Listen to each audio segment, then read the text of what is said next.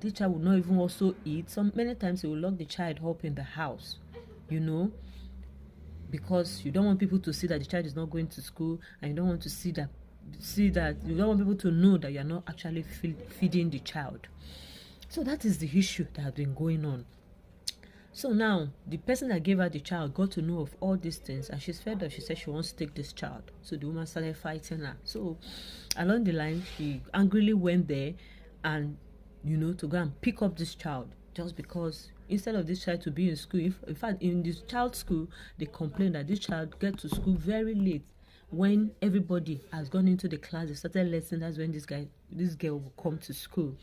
So when this girl was doing her session, she will first of all go and distribute market in the morning before going to school. That's why she's always going to school late. So okay, the best solution is for them to just pick this child. So it became an issue, a quarrel. They fought over it. Why are you coming to take the child and all that? So the child came back, and I had to interview this child, and the child started telling me the story, and I shed tears. I was literally crying, like, seriously, can people be this heartless? This child eats only once in a day. Once in a day. This is a child that this child have been out of school for a long time, and she's already 13, and they have to put this child in primary 4. They managed to put her in primary 4.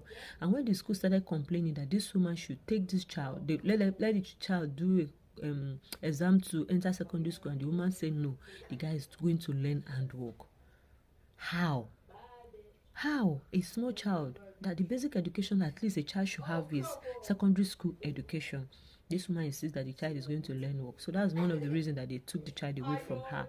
So now the child started, what she could not even come and tell anybody that this is what she has been experiencing where she's staying. So it was really, really, really a bad one. And in fact, when this child opened her mouth to say everything she had to endure, and this particular woman that this child is staying with, all her children are graduates, and they are all left home. The last one just came back from youth service. You are educated, your own children are educated, and you brought a child to live with you, and you don't want to educate the child. And at the same time, there's public school. This child is actually going to public school, and at the same time, you cannot feed this child. This child is starving to the extent that his neighbors that will give this child food. So that's what I'm saying.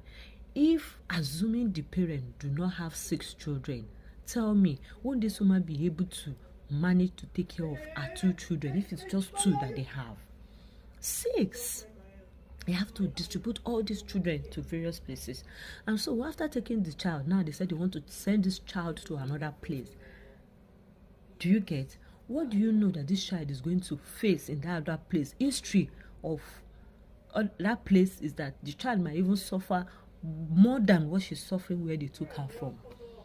Now, why I'm so sad is because I've had this flair, I've had this interest in opening a foundation, just a safe home for girls. I've had it in a long time. When I was single, I've had that thing, and the thing kept coming to my mind. How will I start from? Where will I start from? And that yesterday, the thing just got to me. I just feel like, I should start this thing. That's